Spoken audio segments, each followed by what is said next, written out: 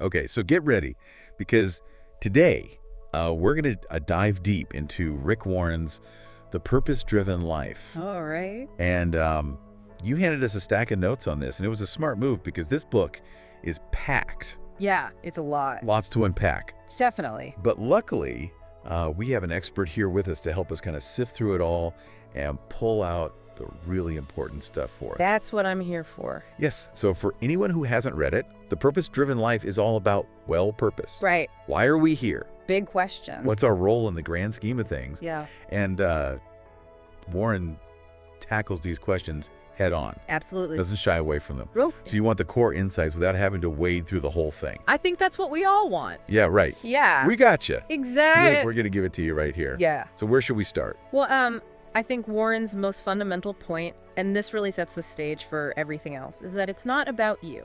You were created by something bigger than yourself, for a purpose beyond yourself. That's pretty countercultural these days, isn't it? I mean, like, we're constantly being told to focus on ourselves, our goals, our dreams, you know? Yeah, constantly bombarded by that messaging. Yeah.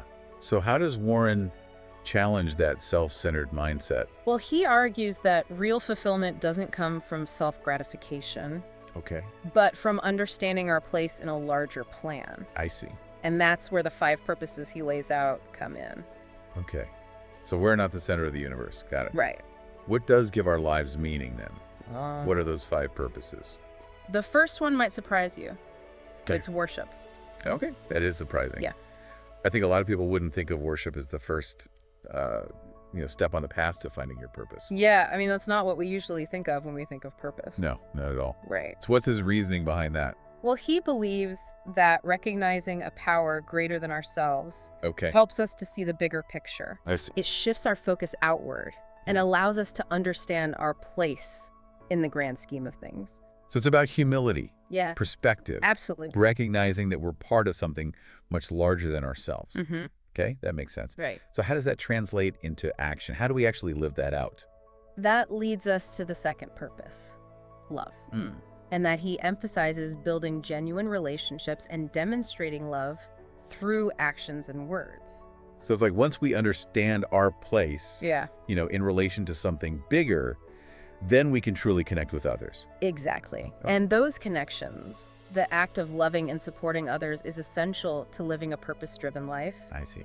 And then that leads us to the third purpose, which builds beautifully on the previous 2, and that's discipleship. Okay. It's about growing spiritually and helping others to do the same. So it's not enough to just figure this stuff out for ourselves. We're meant to share it, mentor others, guide them toward a deeper understanding of their own purpose. That's exactly it. And, it's about investing in others and fostering their spiritual growth, which connects beautifully with the 4th purpose, service. Okay.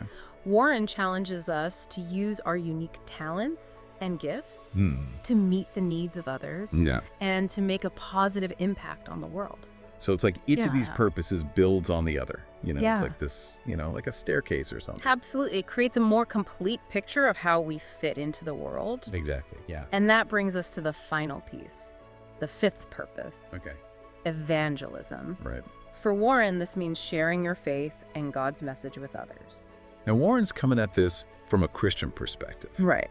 But this idea of sharing what's important to us, whether it's faith values or even, a passion project, it resonates with everyone, doesn't it? Absolutely. Yeah. Think about the things you're most passionate about. Don't you naturally want to share those with others to inspire them or make a difference in their lives? For sure. That's the essence of evangelism, even if it's not explicitly religious. Okay, so we've gotten the crash course in the purpose-driven life. There you go.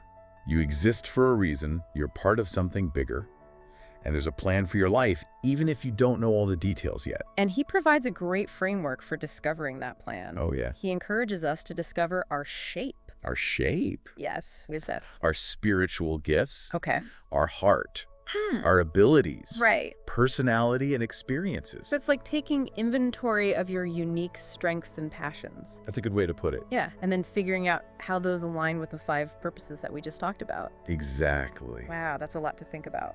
It is. So what's your shape? What unique combination of talents and passions do you bring to the table?